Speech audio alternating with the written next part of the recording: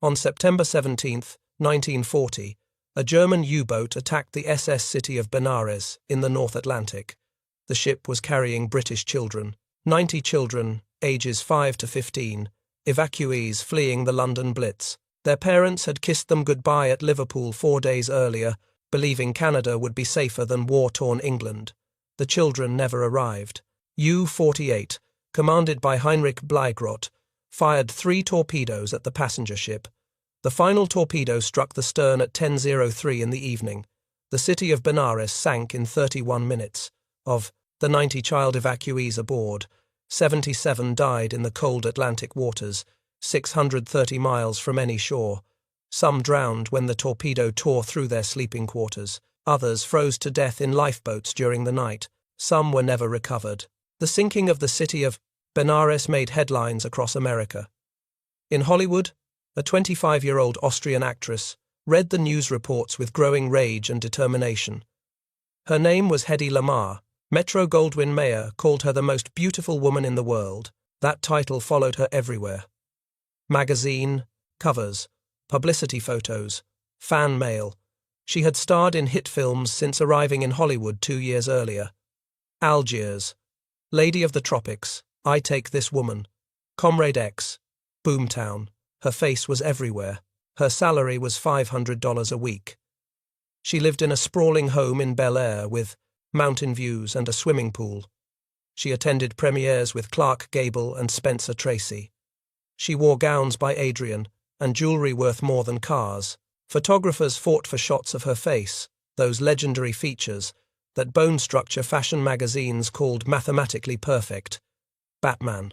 Co-creator Bob Kane later cited her as a primary inspiration for designing Catwoman. Plastic surgeons reported that more women requested Hedy Lamarr's features than anyone else in history. But none of that mattered. Not the money, not the mansion, not the fame, not the beauty. Children were dead because of German U-boats. And Hedy Lamarr knew something that almost nobody in Hollywood understood. She knew how weapons worked. She knew how torpedoes were guided, and she knew exactly why those children had died. The U-boat that sank the city of Benares used a standard German torpedo. Wire, guided at first, then free running. The British had been experimenting with radio-controlled torpedoes. They wanted a weapon that could track a submarine, that could change course, that could hunt, but there was a problem. A fatal problem that was killing Allied sailors and evacuees and merchant crews every single day. Radio-controlled torpedoes could be jammed. German U-boats carried radio detection equipment. When they sensed a guidance signal, they could jam the frequency, block the transmission, turn the torpedo into a useless piece of metal that tumbled harmlessly into the deep. Or, worse, they could spoof the signal, send false commands, turn the torpedo around, send it back toward the ship that fired it. The Atlantic was becoming a graveyard. In the first 9 months of 1940, German submarines sank 585 Allied ships, 2 million tons of shipping, thousands of sailors, soldiers, civilians, and now children. Children who should have been safe. Hedy folded the newspaper and walked to her telephone. She needed to talk to someone who understood invention, someone who thought differently. She called George Antheil. George Antheil was not a typical Hollywood composer. He was 40 years old, balding, eccentric, known throughout the music world as the bad boy of composition. He had written Ballet Mécanique, a piece for 16 synchronized player pianos that caused riots when it premiered in Paris in 1926. He had worked with James Joyce and Ezra Pound. He had written music that most people said was unlistenable. He had moved to Hollywood in 1936 because he needed steady money. Antheil and Hedy had met at a dinner party 2 months earlier. They discovered they were neighbors. They discovered they both thought about problems differently than other people. They discovered they could talk for hours about ideas, inventions, about how things worked. When Antheil arrived at Hedy's house that evening, she showed him the newspaper. She told him about the city of Benares. She told him about torpedo guidance and radio jamming. She told him there had to be a solution. What neither of them realized was that the conversation they were about to have would change warfare, telecommunications, and the entire future of wireless technology. But first, Hedy needed to explain where her knowledge came from, and that required going back 4 years, to Vienna, to a mansion, to a man who treated her like property. Hedy was born Hedwig Eva Maria Kiesler on November 9, 1914, in Vienna, Austria. Her father, Emil Kiesler, was a bank director. Successful, educated, curious. He would take young Hedwig on long walks through Vienna, pointing at streetcars, printing presses, automobiles. He would explain how gears meshed, how pistons moved, how electricity flowed. He taught her to see the machinery inside everything. At age 5, Hedy took apart her music box. She wanted to understand how the cylinder made the pins produce different notes. She laid out every piece on the floor, studied each component, figured out how they fit together. Then she reassembled it perfectly. It still played. By age 12, Hedy was stunningly beautiful. She won a beauty contest. By 16, she was studying theatre. By 18, she had starred in a Czech film called Ecstasy that caused international scandal because she appeared nude. The film was banned in many countries. The Pope condemned it. Adolf Hitler banned it in Germany. But everyone in Europe knew who Hedy Kiesler was, including Fritz Mandl. Fritz Mandl was one of the wealthiest men in Austria. He ran Hirtenberger Patronenfabrik, the third largest munitions manufacturer in Europe. He supplied ammunition to Italy, Hungary, and Austria. He socialized with fascist leaders. He attended parties with Benito Mussolini and Adolf Hitler. He was 33 years old, and he decided he wanted to marry the beautiful young actress from the scandalous film. On August 10, 1933, 18-year-old Hedy Kiesler married Fritz Mandl at the Karlskirche in Vienna. She converted to Catholicism for the wedding. She wore white. Photographers crowded outside the church. It looked like a fairy tale. It was a prison. Mandl was obsessively controlling. He restricted where Hedy could go, monitored who she could see, dictated what she could do. He tried to buy up every print of Ecstasy to erase evidence of her past. He reportedly spent the equivalent of $6.8 million in today's money purchasing prints from theaters and collectors across Europe. He failed. The film was too widely distributed, too notorious, but he succeeded in isolating his wife. He moved her to Schloss Schwarzenau, their castle home 60 miles outside Vienna, a beautiful prison with servants and gardens and mountain views. But still a prison. Hedy described the marriage years later as unbearable. Mandl was jealous, possessive, paranoid. He suspected every man who looked at her. He hired people to watch her. He controlled her money, her correspondence, her every movement. She was not allowed to continue her acting career. She was not allowed to travel alone. She was not allowed to have friends Mandl didn't approve. She was a trophy, a possession. The beautiful actress he had won. But Mandl made one critical, catastrophic mistake in his treatment of Hedy. He underestimated her intelligence, and he brought her to his business meetings. Mandl was vain about his beautiful wife. He enjoyed watching other men envy him. He would host elaborate dinners at Schloss Schwarzenau for German military officials, Italian weapons manufacturers, Hungarian buyers, Austrian engineers, tables laden with expensive food and wine, servants in formal dress, and, at Mandl's side, the exquisite Hedy in designer gowns, silent and ornamental. Mandl expected Hedy to sit quietly during these dinners, look beautiful, smile, pour wine, participate in small talk about weather and art and music, but never business, never politics, never weapons. Women were not supposed to understand such things. Women were decoration. That was the belief system of every man in that dining room. What they didn't realize was that Hedy was absorbing everything. The conversations would start after dinner, when the men retired to Mandl's study with brandy and cigars. Mandl wanted his wife present. She added glamour to the room, made the occasion feel more important. The men barely noticed her sitting in the corner. They assumed she was too beautiful to be intelligent, too focused on fashion and films to understand technical discussions. They talked freely while she listened. She heard German torpedo engineers explain the limitations of wire-guided systems. The wires, restricted range to a few hundred meters. Any longer, and the wire would break. The torpedo would go unguided. Miss the target. The engineers wanted radio guidance, longer range, more flexibility, but radio had problems. She heard Italian designers discuss radio frequency jamming, how easy it was to detect a guidance signal, how simple it was to broadcast interference on the same frequency, how effectively it neutralized radio-guided weapons. The British were experimenting with radio torpedoes. The Germans were jamming them successfully. The Italians wanted better jamming equipment. She heard Austrian acoustics specialists explain homing torpedoes that listened for ship engine sounds. Promising but unreliable, false targets, background noise, whales and dolphins that triggered the sensors. One torpedo had circled back and nearly struck its launching submarine because it detected the wrong sound. Meeting after meeting, dinner after dinner, Hedy sat quietly while these men explained the cutting edge of weapons technology. Mandel's associates assumed she understood nothing. They were spectacularly wrong. Hedy had been taking things apart since she was 5 years old. Her father had taught her to see machinery as puzzles. Gears, springs, levers, circuits. How they fit together, how they worked, what they accomplished. She had the kind of mind that visualized mechanisms, that understood systems, that solved problems. She just happened to also be stunningly beautiful. The men in Mandel's study couldn't conceive that beauty and intelligence existed in the same person. Their blindness was Hedy's advantage.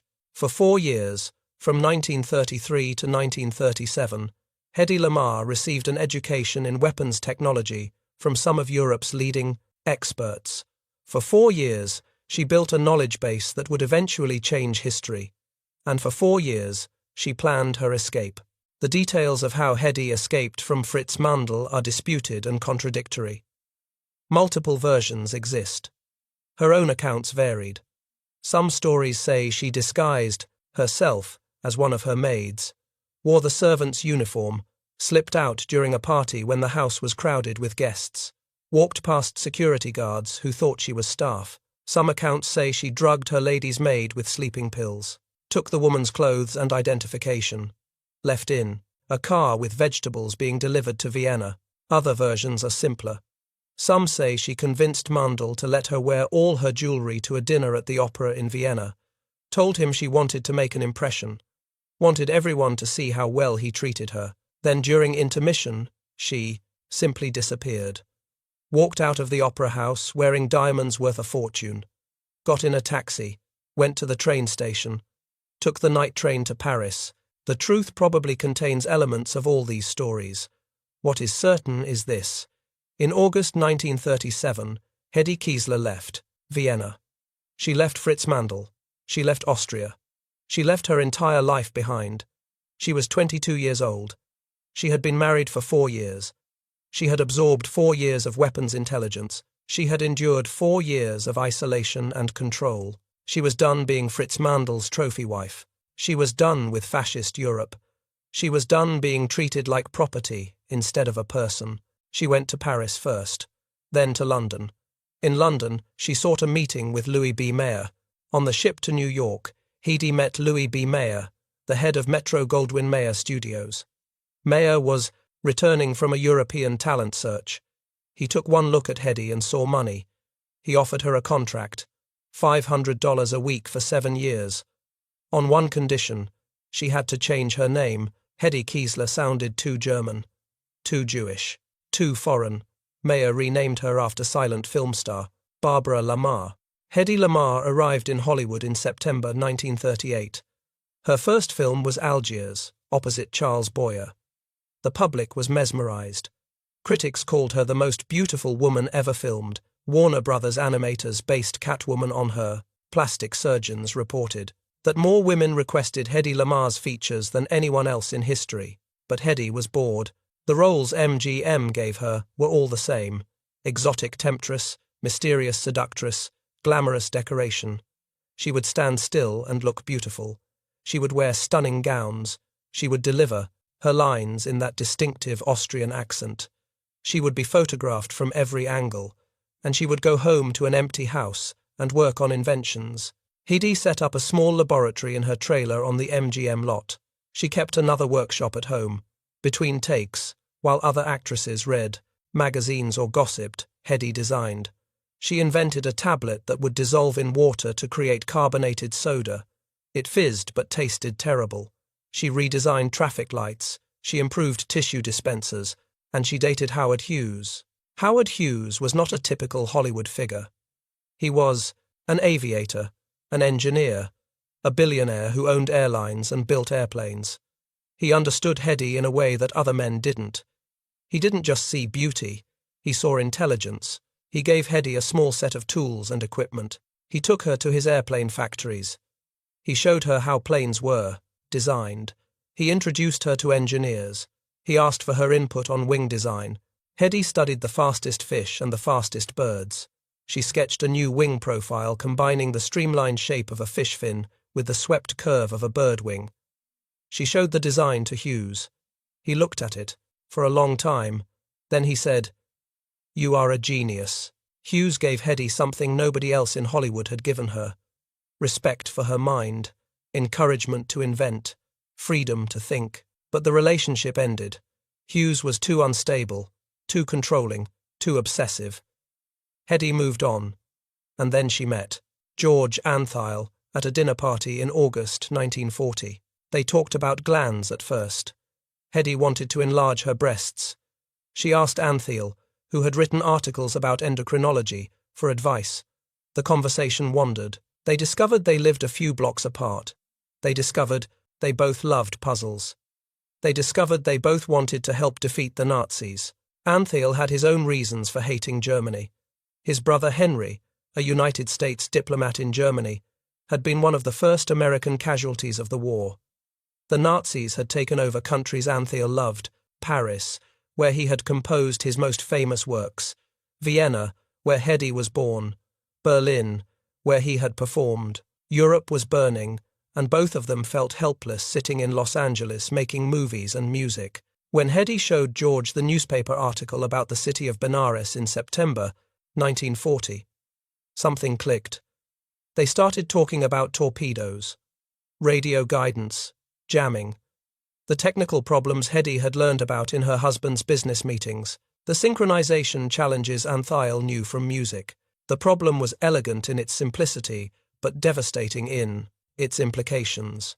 Radio-guided torpedoes operated on a single frequency. The ship launching the torpedo had a transmitter.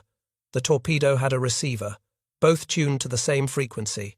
As the torpedo traveled through the water, the ship sent guidance commands over that frequency. Turn left 10 degrees. Turn right 5 degrees. Maintain depth. Arm the warhead. Detonate on impact. As long as nobody interfered with that frequency, the system worked brilliantly. The torpedo could change course mid-flight, track a moving target, compensate for currents, hit ships that were evading. It was revolutionary technology. But it had one fatal flaw. The guidance frequency was vulnerable. German U-boats carried sophisticated radio detection equipment, arrays of antennas, sensitive receivers scanning the radio spectrum constantly. When a British ship fired a radio-guided torpedo, the guidance signal lit up German receivers like a spotlight. Within seconds, German radio operators could identify the exact frequency. Within seconds more, they could start broadcasting interference. The interference was simple but effective. Broadcast powerful radio noise on the same frequency the torpedo was using. Overwhelm the guidance signal. The torpedo's receiver couldn't distinguish between the legitimate commands from the launching ship and the jamming noise from the submarine. The guidance system failed. The torpedo went blind. It would either maintain its last heading or enter a default pattern. Either way, it usually missed. Worse, German operators could sometimes transmit false commands. If they identified the signal protocol, they could send fake guidance instructions, turn the torpedo around, send it back toward the ship that launched it. British crews had reported torpedoes, circling back. Sailors watched in horror as their own weapons came hunting them. Some ships had been damaged by their own torpedoes after German interference. The Battle of the Atlantic was being lost partly because of this single vulnerability. Radio-guided weapons didn't work. Wire-guided weapons had too limited range. Acoustic homing was unreliable. German submarines could sink Allied ships faster than shipyards could build replacements. Convoys were being devastated. Merchant ships carrying food, fuel, ammunition, supplies were going to the bottom. Thousands of sailors were dying. And now children evacuating from the war zones were drowning too. Hedy knew all this from Mandel's business meetings. Antheil knew synchronization from his decade of work with player pianos and mechanical music. Together, they had an insight that seemed almost too simple. What if the guidance signal didn't stay on one frequency? What if it moved? What if it hopped? Imagine a conversation where both people agreed in advance to switch rooms every 10 seconds. They start in room 1. After 10 seconds, they move to room 7, then room 32, then room 3, then room 68. The sequence appears random. But if both people have the same list, they stay together. They can keep talking. Anyone trying to eavesdrop would only hear fragments. By the time they found the speakers in one room, the speakers would be somewhere else. That was frequency hopping. The transmitter and receiver would agree in advance on a sequence of frequencies. They would switch frequencies together, multiple times per second. The sequence would appear random to anyone listening, but both the ship and the torpedo would have identical lists. They would hop together, stay synchronized, continue communicating. The enemy would never catch up. Hedy and George started meeting regularly in September 1940. They worked in the evenings after their day jobs. Hedy would finish filming at MGM. George would finish composing. They would meet at Hedy's home in Bel Air or at George's apartment. They would work for hours, sketching diagrams, calculating frequencies, designing mechanisms. The first challenge was selecting the frequencies. They needed enough frequencies that the hopping pattern wouldn't repeat quickly, but not so many that synchronization became impossible. George suggested 88. The same number as keys on a piano. It was familiar. It was manageable. It provided enough variation. They decided on 88 frequencies spread across the radio spectrum suitable for underwater communication. The second challenge was the switching mechanism. How do you make a transmitter and a receiver change frequencies together? At exactly the same time? Multiple times per second? With no room for error? This was where George's experience with ballet mécanique became crucial. In that composition, he had attempted something no one had done before. 16-player pianos, synchronized, playing together as one massive instrument. The technical challenge had been enormous. Each piano had a paper roll. Holes punched in the paper controlled which keys played. The rolls had to advance at exactly the same speed. If one piano was even, slightly faster or slower than the others, the whole composition would collapse into chaos. George had learned everything about synchronization from that project. He knew how pneumatic controls worked, how to design rolls, how to keep mechanisms running at precise speeds, how to make clocks that stayed accurate. All of that knowledge applied directly to frequency hopping. They designed a system using perforated paper rolls, similar to player piano rolls but adapted for radio control. The roll would have 88 positions corresponding to the 88 frequencies, holes punched in. Specific positions would determine which frequency to use. As the roll advanced, the frequency would change. Both the transmitter and the torpedo would have identical rolls. Both would advance at the same speed. Both would change frequencies together. The challenge was the clock mechanism. The rolls had to advance at exactly the same rate. Any difference, even fractions of a second, would cause the transmitter and receiver to drift apart. They would end up on different frequencies. Communication would fail. The system required precision. George designed a clock mechanism using a small motor and gear train. The motor would spin at a constant rate controlled by a crystal oscillator. The gears would advance the paper roll at precise intervals. Both the transmitter and the torpedo would have identical clock mechanisms. They would start at exactly the same moment. They would run at exactly the same speed. They calculated switching rates. Too slow, and the enemy could jam each frequency during the dwell time. Too fast, and the radio components couldn't settle on the new frequency before switching again. They settled on switching several times per second. Fast enough to avoid jamming. Slow enough for the radio hardware to keep up. Hedy and George worked through the technical details over 3 months. Hedy contributed the weapons knowledge, the requirements for underwater communication, the capabilities of German jamming equipment, the operational constraints of torpedoes. George contributed the synchronization expertise, the mechanical design, the roll system, the clock mechanisms. By December 1940, they had a complete conceptual design. They had calculated the frequencies, designed the rolls, specified the clock mechanism, worked out the synchronization system, created detailed technical drawings. They were ready to present it to someone who could help. They submitted their proposal to the National Inventors Council in late December 1940. The council had been established earlier that year by President Roosevelt to collect innovative ideas from civilians for the war effort. Anyone could submit: farmers, teachers, engineers, housewives, inventors. Anyone with an idea that might help. The council was chaired by Charles Kettering, the legendary research director of General Motors. Kettering had invented the electric starter for automobiles and dozens of other innovations. He understood invention. He understood taking ideas from unexpected sources. The council received thousands of submissions every month. Most were impractical, some were impossible, many were variations on existing technology, but a few were brilliant. And the staff knew how to recognize brilliance when they saw it. The Lamar-Antheil proposal stood out immediately. The problem it addressed was real. The solution was innovative. The technical approach was sound. The designers understood both the weapons requirements and the engineering constraints. This wasn't amateur work. This was serious invention. According to George Antheil's later accounts, Kettering himself reviewed their proposal. He was impressed. He encouraged them to develop it to the point where it could be patented. He connected them with Samuel Stewart Macchione, a professor of electrical engineering at the California Institute of Technology. Macchione could help them work out the electronic details, refine the radio components, ensure the design was technically feasible. Hedy and George spent early 1941 working with Macchione.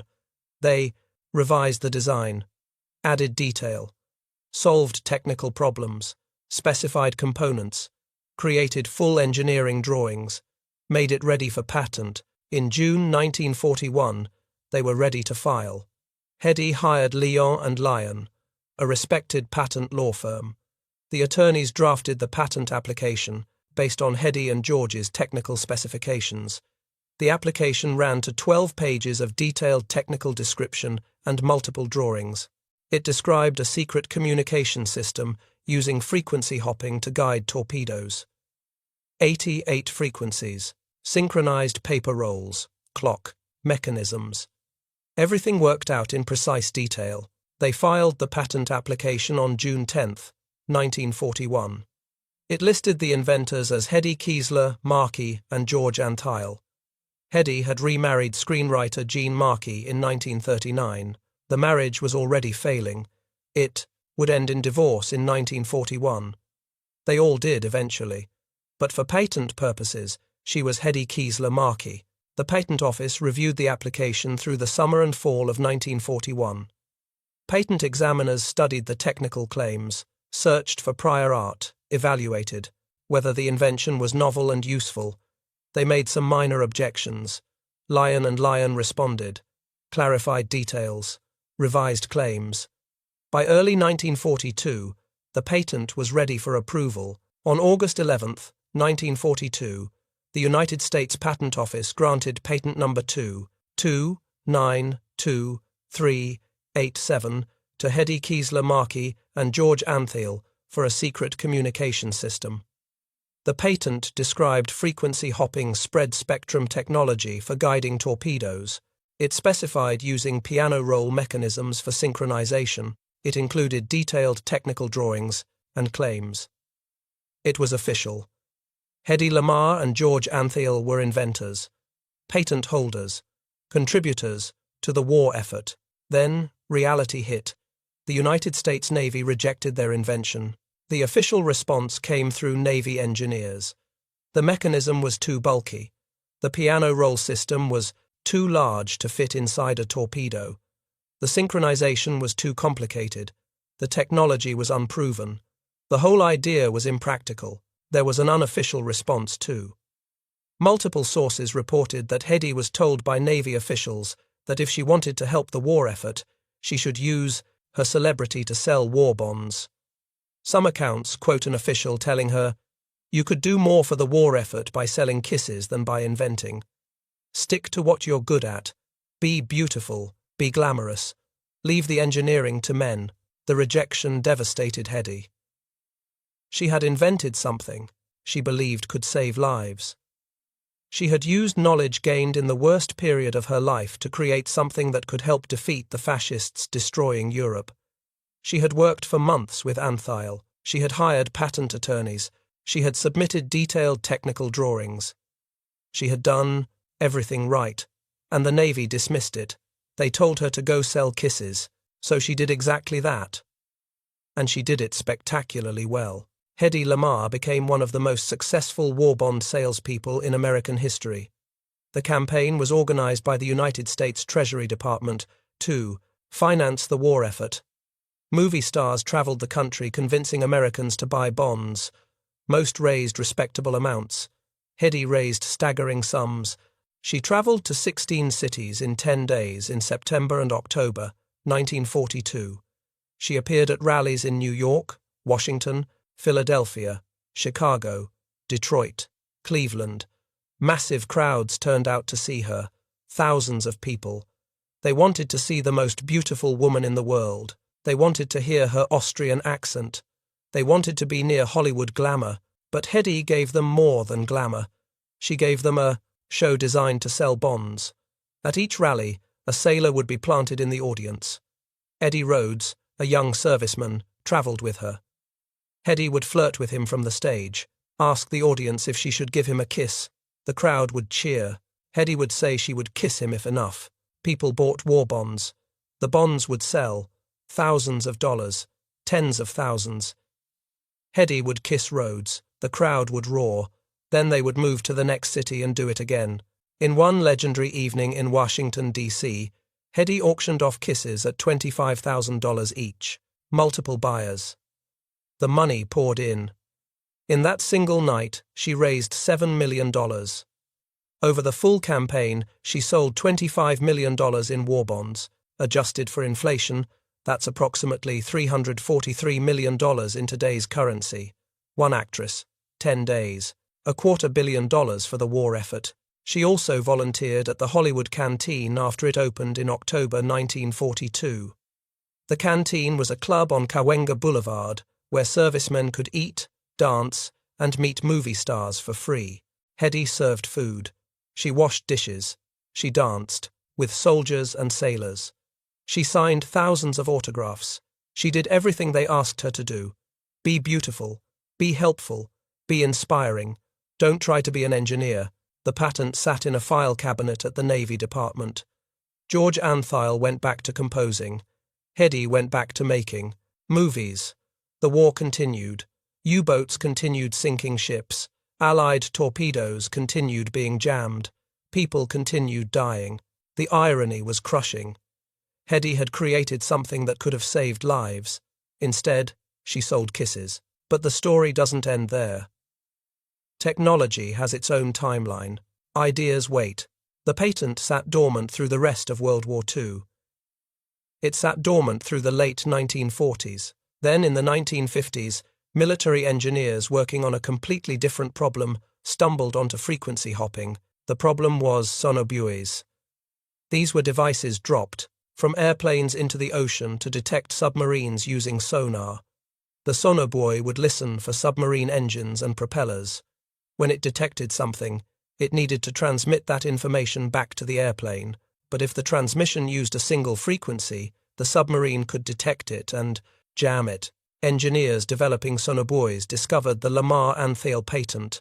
They realized frequency hopping was exactly what they needed, but by then, technology had advanced. Instead of paper rolls, they could use electronics, lightweight transistors instead of bulky mechanical systems.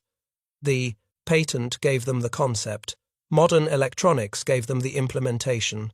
The first operational frequency hopping system was deployed on United States Navy ships in 1962, 20 years after Hedy and George filed their patent, just in time for the Cuban Missile Crisis. Just in time for the moment when the world came closest to nuclear annihilation. October 1962 was the most dangerous month in human history.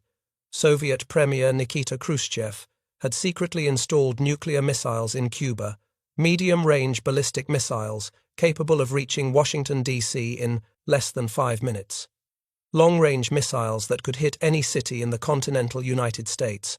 Strategic nuclear weapons 90 miles from Florida. American U-2 spy planes discovered the missile sites on October 14th. President John F. Kennedy was informed on October 16th. 6 days, Kennedy and his advisors debated responses in secret. An invasion of Cuba, airstrikes on the missile sites, a naval blockade, diplomatic pressure.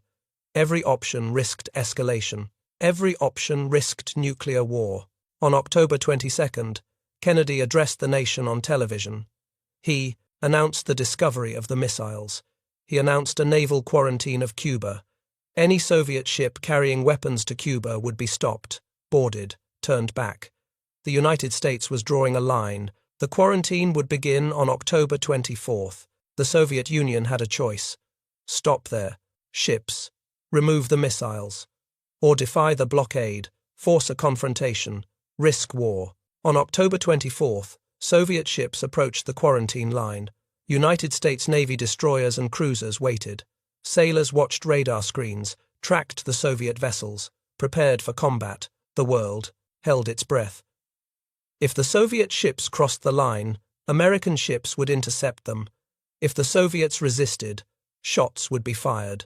If shots were fired, escalation to nuclear weapons became almost inevitable. Then the Soviet ships stopped, just short of the quarantine line. They turned around. They went back. Secretary of State Dean Rusk said to National Security Advisor McGeorge Bundy, "We're eyeball to eyeball," and I think the other fellow just blinked. But the crisis wasn't over. The missiles were still in Cuba.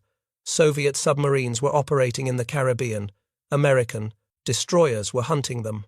The submarines were armed with nuclear torpedoes. The submarine commanders had authority to use them without direct orders from Moscow. If a submarine was attacked, the captain could decide to fire a nuclear weapon. One nuclear torpedo could destroy an entire naval task force, could trigger retaliation, could start World War III. On October 27th, the crisis reached its peak. Soviet anti-aircraft batteries in Cuba shot down an American U-2 spy plane. The pilot, Major Rudolph Anderson, Jr., was killed. Kennedy's military advisors pushed for immediate airstrikes. An invasion of Cuba within days. The Joint Chiefs of Staff believed war was inevitable. Better to strike first. At the same time, Soviet submarine B-59 was being hunted by American destroyers near the quarantine line. The submarine had been submerged for days. The crew was exhausted. The air conditioning had failed. The temperature inside was over 120 degrees Fahrenheit. Carbon dioxide was building to dangerous levels. The captain had lost radio contact with Moscow. He didn't know if war had started. American destroyers were dropping depth charges. Practice charges intended to force the submarine to surface. But the Soviet crew didn't know they were practice charges. They thought they were under attack. The captain of B-59, Valentin Savitsky, decided to use his nuclear torpedo. He believed war had started. He believed his submarine was about to be destroyed. He wanted to take the American ships with him. He ordered the nuclear torpedo prepared. The political officer agreed, but Soviet regulations required agreement from all 3 senior officers. The third officer, Vasily Arkhipov, refused. He argued against using nuclear weapons. He convinced Savitsky to surface instead, to surrender instead, to live instead. Vasily Arkhipov may have saved the world that day. One man's decision, one refusal, one moment of restraint when everything pushed toward escalation. The crisis ended on October 28. Khrushchev agreed to remove the missiles from Cuba. Kennedy secretly agreed to remove American missiles from Turkey. The world stepped back from the edge. Nuclear war was avoided. Barely. Every United States Navy ship in that quarantine line had been armed with torpedoes guided by frequency, hopping spread-spectrum technology. The technology Hedy Lamarr and George Antheil had invented 20 years earlier. The technology the Navy had rejected in 1942 as too bulky and impractical. The torpedoes worked flawlessly.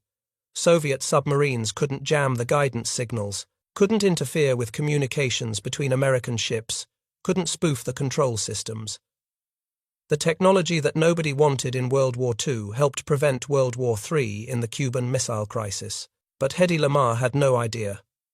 Nobody told her. She was living in near isolation by 1962. Her film career had ended. Her marriages had all failed. She rarely left her home. She communicated with the outside world primarily by telephone. She had no idea that the military was using her invention. No idea that frequency hopping had become fundamental to American naval communications. No idea that her patent had been declassified and was being used operationally. Hedy continued acting through the 1940s and 50s. Her biggest hit was Samson and Delilah in 1949, directed by Cecil B. DeMille. She played the ultimate temptress, seducing Victor Mature's Samson. It was MGM's highest-grossing film up to that point. But by the late 1950s, the roles dried up. Hedy was getting older. Hollywood wanted younger actresses. She made her last film in 1958. She married and divorced 6 times total. Fritz Mandel, Gene Markey, John Loder, Teddy Stauffer, Howard Lee, Louis Boys. Every marriage failed. She had 3 children. She became increasingly reclusive. She moved to Florida. She avoided public appearances. She communicated with the outside world primarily by telephone, sometimes talking 6 or 7 hours a day but rarely seeing anyone in person. George Antheil died in 1959, the same year their patent expired.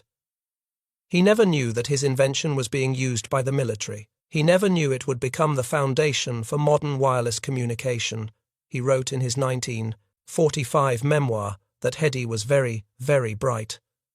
Compared to most Hollywood actresses we know, Hedy is an intellectual giant. But the world wasn't listening. The decades passed. The technology evolved.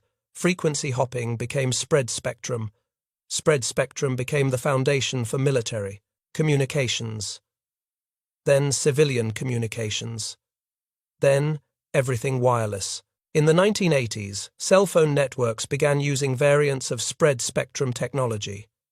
In the 1990s, Wi-Fi emerged based on the same principles. Bluetooth, GPS. Every wireless technology that allows multiple devices to communicate without interfering with each other uses concepts that trace back to frequency hopping. By the mid-1990s, frequency hopping technology was worth billions of dollars.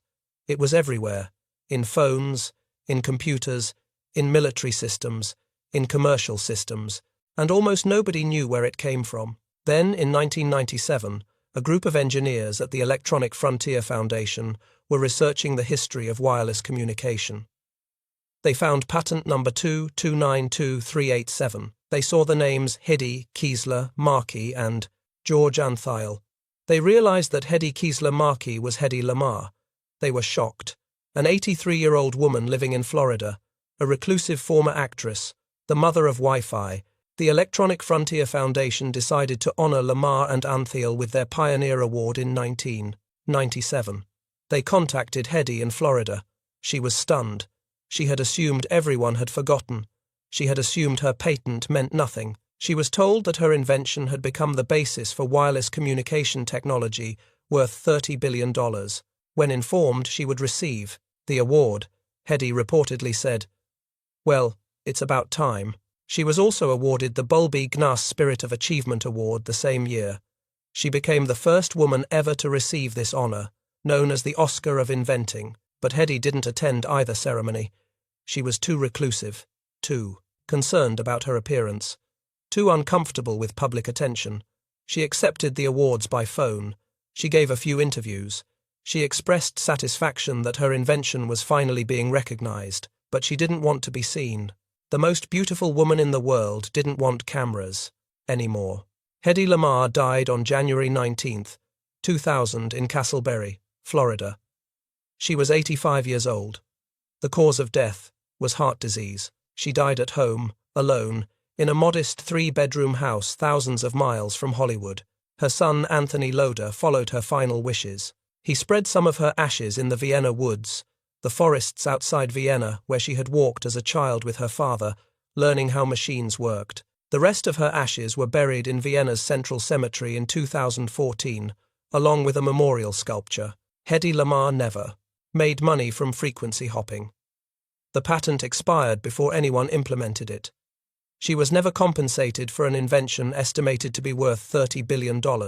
She was honored late in life, but spent her final decades in obscurity. In 2014, 14 years after her death, Hedy Lamarr and George Antheil were inducted into the National Inventors Hall of Fame.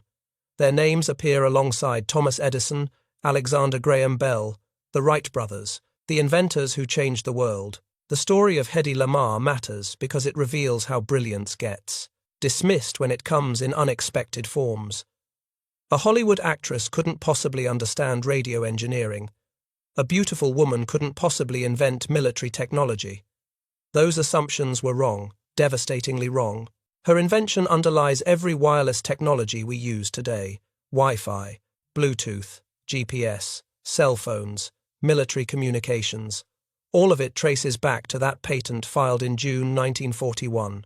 Back to an actress and a composer who read about children drowning in the Atlantic and decided the world needed better weapons to fight submarines. In 2015, Google honored her with a doodle on her 101st birthday. In 2019, asteroid 32730 was named Lamarr. In 2023, Star Trek Prodigy featured a starship called the Lamarr class. The recognition keeps coming, decades after her death. The documentary Bombshell, The Hedy Lamarr Story, released in 2017, tells her story through audio recordings she made late in life. In those tapes, you can hear her voice, still accented, still distinctive. She talks about her inventions without bitterness, just matter of fact, acceptance. This is how the world treated her. This is what she dealt with. This is what happened. But she also sounds proud. Proud her invention worked, proud it helped, proud she was more than what Hollywood wanted her to be. Anthony Loder, her son, has worked tirelessly to preserve his mother's legacy as an inventor. He emphasizes that she was a constant problem solver. If you talked about a problem, she had a solution. But for most of her life, nobody wanted her solutions. They wanted her face. They wanted her to stand still and look glamorous. In one of her final interviews, Hedy Lamarr said that any girl can be glamorous. All you have to do is stand still and look stupid. She refused to do that. She invented instead. She thought instead.